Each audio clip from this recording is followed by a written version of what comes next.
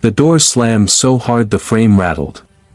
She staggered back, the cold hitting her face immediately, sharp and unforgiving. Snow swirled around her boots as the lock clicked from the other side. She stood there for a second, stunned, her breath coming out in shaky white clouds. "Please," she said, knocking once, softly. "It's Christmas." There was no answer. Inside, she could hear laughter. A TV playing a holiday movie. Glasses clinking. Life continued as if she had already disappeared. She knocked again, louder this time. "I just need a minute. Let me get my bag." The door opened just enough for his face to appear. Hard. Detached. "You should have thought of that before embarrassing me," he said. "I'm done. Go." She searched his eyes for something, regret, hesitation, even anger, but found nothing. "After everything I did for you," her voice cracked. "I stayed when you had nothing. I paid the rent. I believed in you." He scoffed. "And you never let me forget it." "That's not true." "It is. And I'm tired." He glanced over his shoulder, toward the warmth she was being shut out from. "This isn't working anymore." Snowflakes melted on her eyelashes. Her fingers were already numb. "It's freezing," she whispered. He hesitated for just a second. Then his jaw hardened. "That's not my problem." The door slammed again. This time, it stayed closed. She stood there, shaking, not just from the cold, but from the finality of it. Slowly, she bent down and picked up the small suitcase that had been thrown after her. One wheel was broken. She laughed weakly at that, the sound catching in her throat. Of course it was. She didn't cry. Not yet. She straightened her coat, pulled her scarf tighter, and turned away from the house she thought was her home. If you're watching right now and this already feels heavy, take a second, hit the like button so this story can reach more people who need it. And stay with her. This night is just beginning. She walked. The street was lined with houses glowing warm and gold. Christmas trees twinkled behind windows. Families gathered around tables. Children ran past her, laughing, their parents calling them back inside. No one noticed her. She kept her head up anyway. Her phone buzzed in her pocket. For a split second, hope flared. Maybe he'd changed his mind. Maybe. It was a message from her sister. "Did you make it home safely?" She stared at the screen. Her fingers hovered over the keyboard. Then she locked the phone and slipped it back into her coat. Not tonight. Tonight, she needed to survive this moment on her own. Her boots slid slightly on the icy pavement. She steadied herself against a lamppost, breathing hard. The cold was getting deeper now, crawling into her bones. "You're okay," she whispered to herself. "Just keep moving." A black car slowed as it approached the intersection ahead of her. The headlights cut through the snow, briefly blinding her. It stopped completely. She didn't look up. The window rolled down. "Miss?" She flinched. "I don't want money," she said quickly, her voice firm despite the tremor. "I'm fine. I didn't offer money." She looked up then. The man behind the wheel wasn't smiling.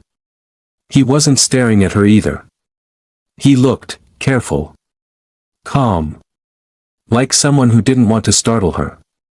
"You're going to freeze out here," he said evenly. "I'm walking. In this weather. That's my choice." He studied her for a moment. The way she stood straight despite the shaking. The way she kept her chin lifted. "I'm not asking you to trust me," he said. "I'm asking you to stay warm." She shook her head. "I don't get into cars with strangers." "That's smart." He paused. "Then don't get into the car. There's a cafe open 2 blocks down. I can wait until you're inside." She hesitated. You don't owe me anything, he added. I won't follow you. Something about the way he said it, quiet, without insistence, made her believe him. She nodded once. They walked separately. He stayed a few steps behind, not crowding her. When they reached the cafe, she pushed the door open and stepped into the warmth. She turned back. You can go, she said. I will, he replied. Are you safe? She nodded again. He hesitated, then reached into his coat and placed a folded card on the table near the door. If you change your mind about shelter, he said, that's the address. No pressure. Before she could respond, he turned and left. She stared at the card for a long moment. Then she ordered a tea and wrapped her hands around the cup, letting the heat seep into her fingers. Her phone buzzed again. This time, it was him. Where are you? We need to talk. She exhaled slowly and typed back. There's nothing left to talk about. She blocked the number. If you've ever watched someone choose dignity over begging, comment, I see her, below. Your comment matters more than you know. Outside, the snow kept falling. And somewhere in the quiet city, two lives that were never meant to cross had already begun to change. She stayed in the cafe longer than she meant to. The warmth made her limbs heavy, exhaustion sinking in now that the shock had worn off. She watched people come and go, couples brushing snow off each other's shoulders, strangers wishing one another Merry Christmas. Each time the door opened, cold air rushed in, reminding her she couldn't stay forever. Her phone buzzed again. Unknown number. She ignored it. It buzzed again. And again. Finally, she picked it up and answered without speaking. Where are you? His voice came through, tense and sharp. She closed her eyes. You don't get to ask me that. I was angry. I didn't mean for it to go that far. You locked the door, she said quietly. You didn't even give me my shoes. There was silence. Then an annoyed sigh. Can you stop making this dramatic? Come back so we can talk like adults. She laughed softly, disbelief mixing with pain. You threw me out into the snow on Christmas night. You embarrassed me in front of people, he snapped. You questioned me. You always do that. I asked where the money went. That's not your place. It was when I paid for everything. His tone shifted, coaxing now. Look, I'll let you come back. We'll reset. But you need to stop acting like you're above me. Her fingers tightened around the phone. No, she said. What? No, she repeated, steadier this time. I'm not coming back. You think you have options, he scoffed. You think anyone else is waiting for you? She hung up. Her hands were shaking again, but this time it wasn't from the cold. It was from something else. Something closer to clarity. If this moment feels real to you, hit the like button. Stories like this stay alive because people engage. She paid for her tea and stepped back outside. The snow had thickened, coating the sidewalks. The cafe door closed behind her, and the warmth vanished instantly. She pulled the card from her pocket. The address stared back at her. She stood there for a long moment, debating with herself. Pride whispered no. Fear whispered yes. Her body shivered, answering before her mind could. She started walking. The building was quiet, modern, understated. No flashy lights. No guards at the door. Just a simple entrance and a security code panel. She hesitated, then rang the bell. The door opened almost immediately. He stood there, coat off, sleeves rolled up slightly, as if he'd been waiting but didn't want to admit it. You came, he said. I don't have anywhere else to go, she replied honestly. That's okay. He stepped aside. You don't have to explain. Inside, the air was warm but not overwhelming. Clean. Calm. He took her coat gently and placed it over a chair. "Bathrooms down the hall," he said. "There are towels inside. You can shower if you want. Fresh clothes are on the bed." She stared at him. "Why are you doing this?" He met her gaze. "Because no one should be outside tonight." That was all. She showered quickly, scrubbing the night off her skin. When she came out, wrapped in a towel, she froze. "I didn't mean to," she started. "I'm not looking," he said from the kitchen. Doors closed. Her chest tightened unexpectedly. She dressed and stepped out. He handed her a mug without a word. "Soup," he said. "Not fancy." She took it. "Thank you." They sat across from each other, not too close, not too far. The silence wasn't awkward. It felt respectful. "You don't have to stay long," she said. "You can stay as long as you need," he replied. She studied him. "You don't even know my name." "I know enough," he said. "You didn't beg." That caught her off guard. Is that supposed to be a compliment? It's an observation. Her phone buzzed again. She glanced at it and sighed. "Let me guess," he said. "Someone who didn't deserve you suddenly misses you." She looked up sharply. "How did you?" "I've seen it before," he said quietly.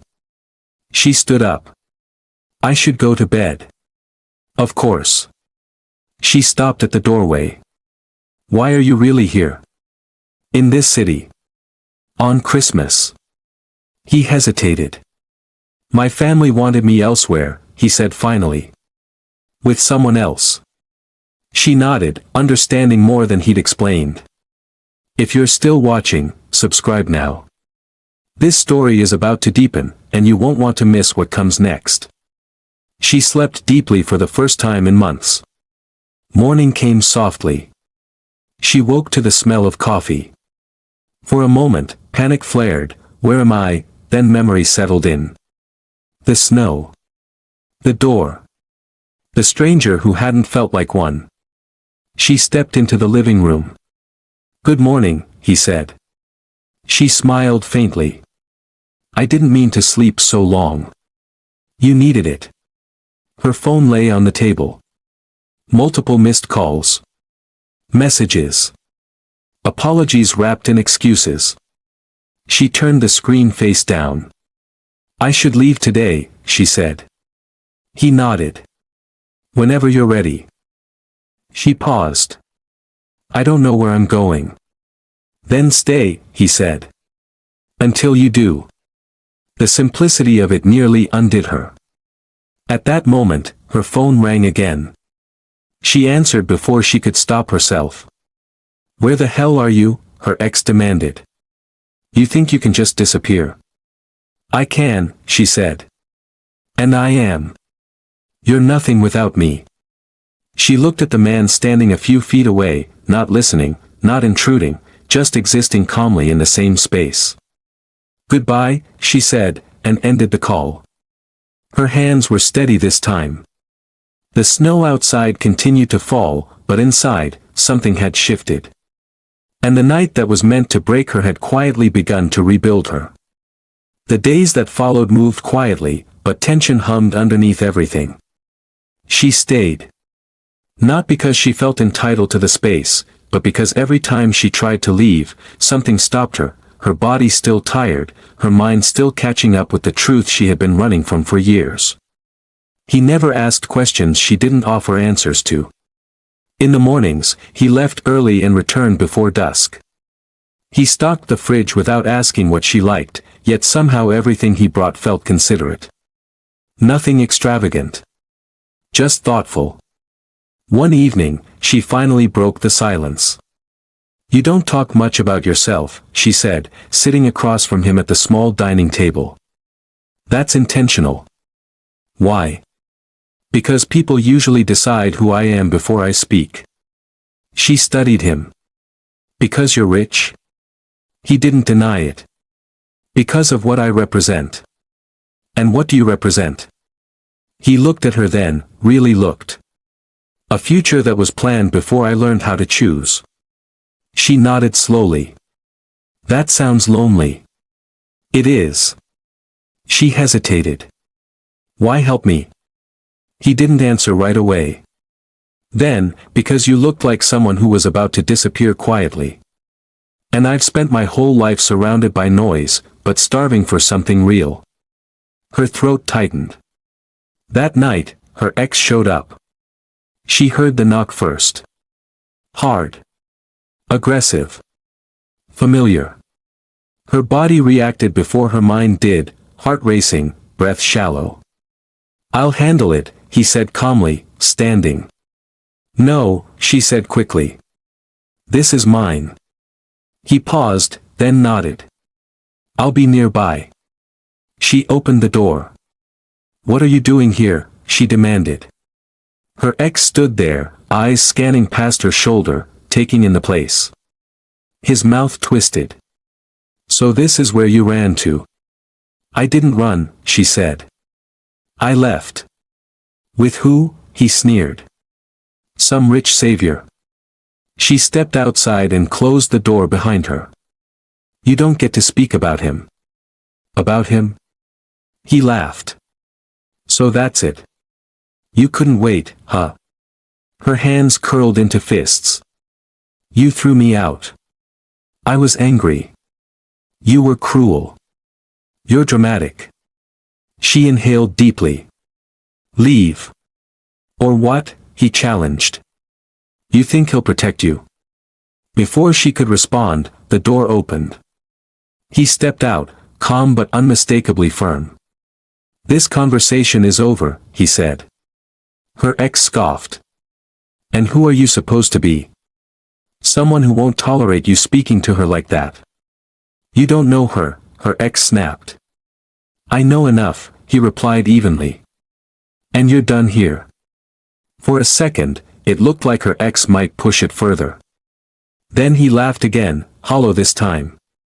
Good luck, he said to her. You'll come back. They always do. She didn't answer. She didn't need to. When the door closed, she leaned back against it, shaking. He didn't touch her. Didn't rush her.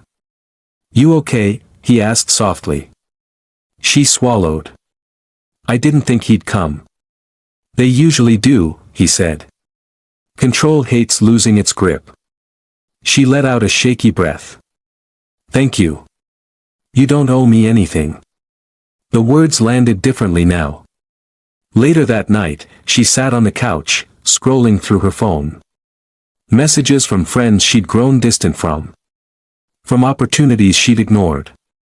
From a version of herself she'd buried. I forgot who I was, she said aloud. He looked up. You're remembering. She nodded, tears threatening. I don't want to be small again. Then don't be, he said simply. If you're still watching and this story is resonating, take a moment, subscribe and comment what part of her journey you recognize. Your engagement helps stories like this find the people who need them. The next call came from his world. She overheard it by accident. You can't delay this anymore, a woman's voice said sharply through the speaker. The announcement is set. The engagement is public knowledge. He closed his eyes briefly. I told you I need time. You don't have time, the voice snapped. You have obligations. He ended the call and stood there for a long moment, unmoving.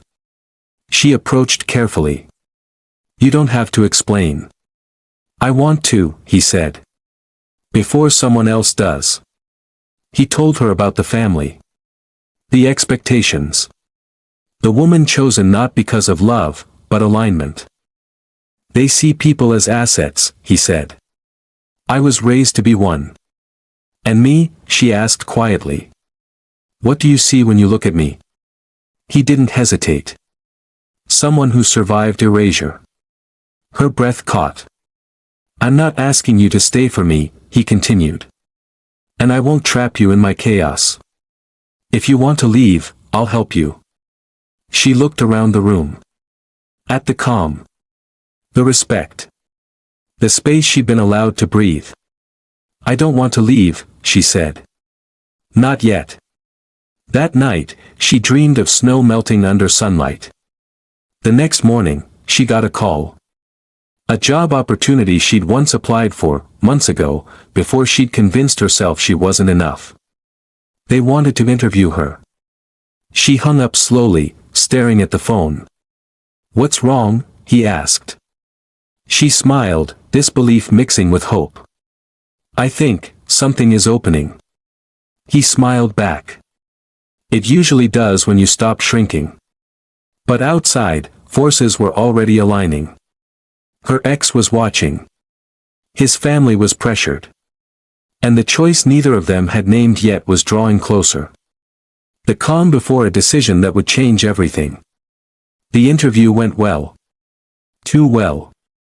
She walked back into the apartment with a brightness in her eyes she hadn't seen in years, clutching her phone like it might disappear if she loosened her grip. "They want me," she said, breathless. Not a promise. An offer. He looked up from where he was sitting, and for a moment, something like relief crossed his face before it settled into quiet pride. "I never doubted it," he said. She laughed, then stopped herself, emotion catching up. "I did." They sat in the silence that followed, both knowing something had shifted. This wasn't just about shelter anymore. This was about direction. Her phone buzzed again. Unknown number. She answered cautiously. "This is Mr. Han's office," a man's voice said. "We'd like to confirm your presence at the family dinner tonight." She froze. He stood slowly. "They called you." "I didn't give them my number," she said. "They find things," he replied, calm but tight. "What is this?" she asked. "A test," he said honestly. "For both of us." That evening, the apartment felt smaller. She dressed simply. Not to impress. Not to hide. When they arrived, the room went quiet. Eyes scanned her. Assessed her. Judged without words. His mother was the first to speak. "So this is the woman." He didn't correct her. "Yes," he said. "This is her." Dinner was polite. Sharp. Heavy with implication. "And what do you do?" his aunt asked. "She's starting a new position next week," he answered before she could. "She earned it." His mother smiled thinly. "Ambition is admirable. But attachment can be inconvenient." She met the woman's gaze. "So can control." The table stilled. Later, his phone buzzed with a message from the woman chosen for him. "You should have told me." He typed back. "I am now." When they left, the snow had started again. In the car, neither spoke. At the apartment, she removed her coat slowly. "I don't want to be the reason you lose your family." He looked at her steadily. "I don't want to be the reason you lose yourself." Her phone rang. Her ex. She stared at it, then answered. "I heard about the job," he said. "Funny how you suddenly get lucky." "It's not luck," she replied. "You think that guy is serious about you," he sneered. "You're a distraction. Nothing more." She looked at the man across the room. Waiting. Not listening. Respecting her space. "No," she said calmly. "I was the distraction. From myself." She hung up. Blocked the number. Then turned to him. "I won't beg you to choose me," she said. "I've done enough begging in this lifetime." He stepped closer. Not touching. Just present. "I choose you," he said. Quietly. Fully. Without permission. Her breath left her in a rush. The next morning, headlines broke. The engagement was called off. Speculation ran wild. He didn't read any of it. She went to work on her first day, nervous and proud. That evening, they sat together, simple dinner between them. You know, she said softly, he threw me out thinking the cold would finish me. He looked at her, eyes warm. He underestimated you. She smiled. So did I. If you've made it this far, don't leave without subscribing, liking this video, and commenting what moments stayed with you. Your engagement helps stories like this reach hearts that need them. 1 year later, snow fell again.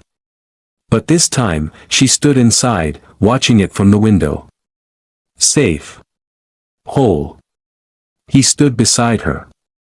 Not in front. Not behind. Just with her. And for the first time, Christmas felt like home.